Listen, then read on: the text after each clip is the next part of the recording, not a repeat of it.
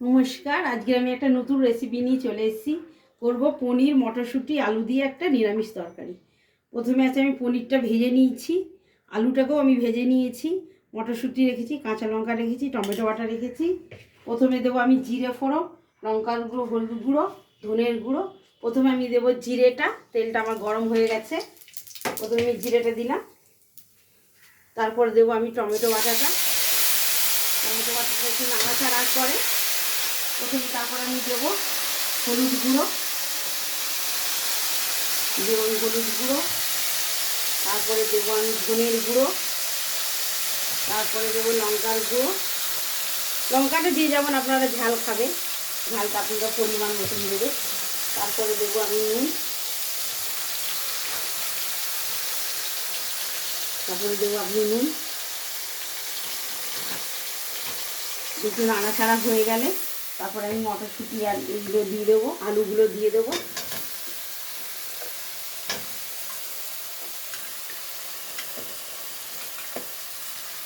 এগুলো একটু কষা কষা হয়ে গেলে তারপরে পনিরটা দিয়ে দেবো। তারপর অল্প দেবো একটু চিনি, অল্প দিয়ে দেবো একটু চিনি।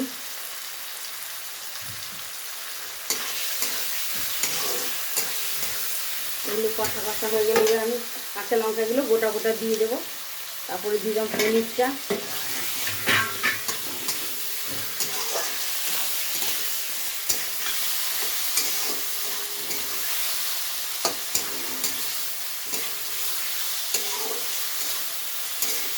কষা কষা হয়ে গেছে। এবার আমি একটু অল্প জল দিয়ে দেবো।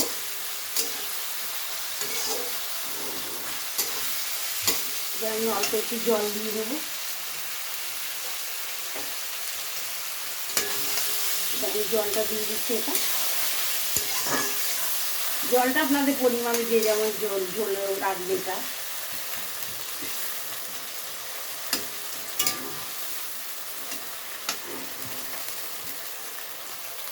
জল দিয়ে দিয়েছি, এবার একটু ফুটে যাবে। এবার দিয়ে একটু গরম মশলা,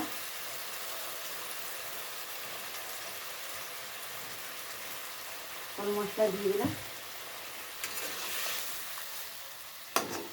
সেদ্ধ হয়ে গেছে আমার আলুটা, তো পনিরটাও হয়ে গেছে, সফট হয়ে গেছে। একটু ফুটে গেলে আমি নামিয়ে দেবো।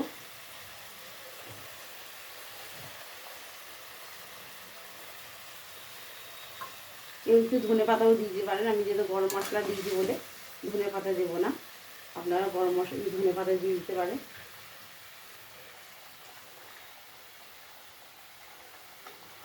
এবার আমার এটা ফুটে গেছে, এবার আমি এটা নামিয়ে দেবো।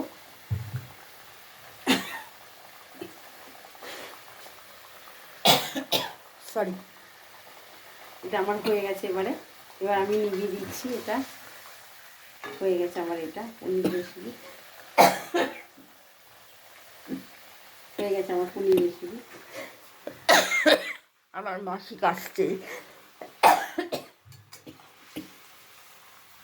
হয়ে গেছে আমার।